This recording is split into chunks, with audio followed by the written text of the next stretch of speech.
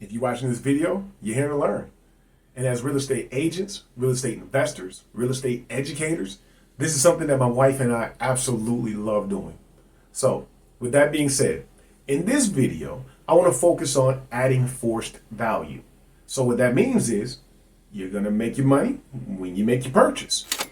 You don't want to go out and purchase a property that's turnkey ready with all the bells and whistles, with all the upgrades. You can't add value to that. You want to purchase a property that needs a little work, something you can add value to.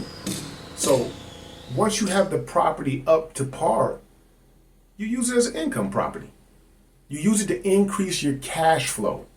So when your monthly cash flow is going, no matter what conditions the market is in, up, down, sideways, loop-de-loop, it really don't matter. You're still making that same monthly income. So many people jump into real estate afraid if the market goes down. It's because they're doing it the wrong way. Well, I'm gonna say they're doing it their way. So with that being said, if you're investing for cash flow, it don't matter what market conditions it may so be. So if the market is down, you're still making your income.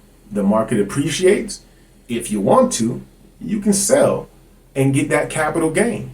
But the whole time you're making your monthly income, so it don't even matter. It's what you want to do. So as investors, my wife and I like to let our money work for us. So the more our money work for us, the less we're working. So I want to make sure in this video to stress adding forced value and cash flow.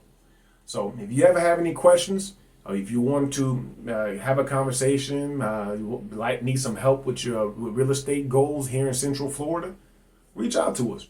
We'll leave all our contact information down below.